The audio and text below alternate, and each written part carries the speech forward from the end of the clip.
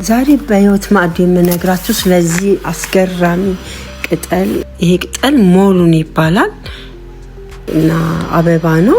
እንደምታዩት ቅጠሉ ይሄንን ይመስላል። ይሄ ትንሽ ሆኖ ነው በየመንገድ ዳሩ አንዳንድ ቦታ ላይ ልናየው እንችላለን። ከፍ ሲል ደግሞ ቢጫ አበባ አለው። ቅጠሉ አንዳንዴ ረጅም አጭርም ይሆናል። እንግዲህ ይሄ በጣም የሚገርም ጥቅም ያለው ለትንፋሽን በተመለከተ የሚረዳ ማለት ለብሮንካይት ለአስምና ለደረቅ ሳል የሚረዳ ቅጠልና አበባ ነው።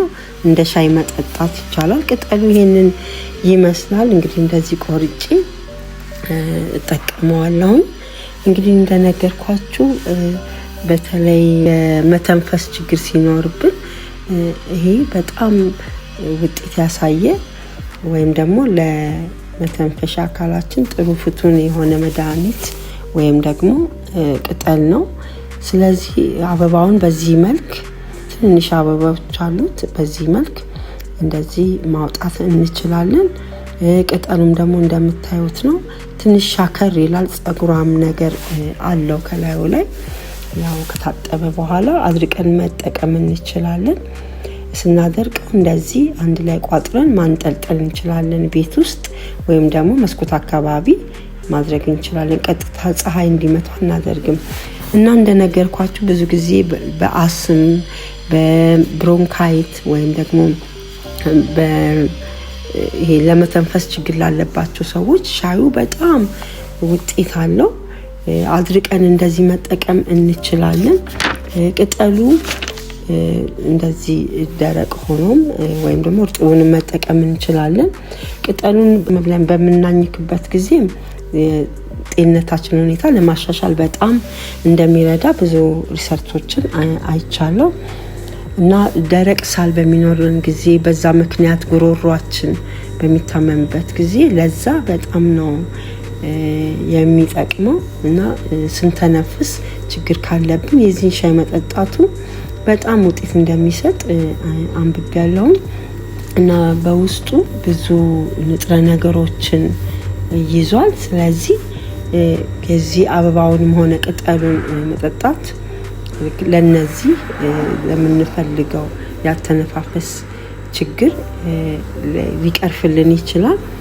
እና እንደነገርኳችሁ ሌላው አበባው በተለይ የአበባው ዘይት ለጆሮ ህመም እንደ ጠብታ ያገለግላል። ለአዋቂም ሆነ ለልጆች እሱን ሌላ ጊዜ ያሳያችኋለሁ።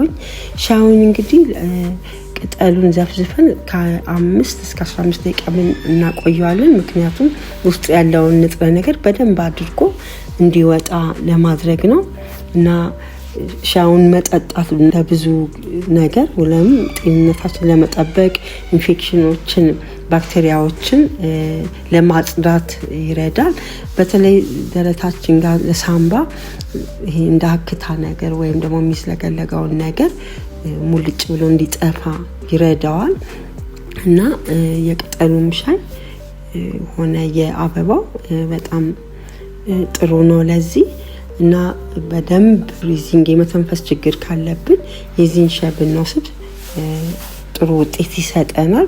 ብዙ ጥናቶችን አንብቤያለሁኝ ለዛ እንደሚሆን። እንደውም በውጭ ሀገር ደረቁን ኸርባሉን ለሻይ እንደ ሻይ እንዲጠጣ ይሸጣል። ብዙ ቦታ የታወቀ ነው። በብዙ ሀገር ሞሉን ቅጠል ሞሉን ፍላወር ኦር ሞሉን ቅጠል ማለት ነው። እና ቅጠሉን ይሄን ይመስላል። የሻዩ ቃና ያው ብዙም በጣም ጣፋጭም ባይሆንም ግን ከሚሰጠው ጥቅም አንፃር የሚጠጣ ነው።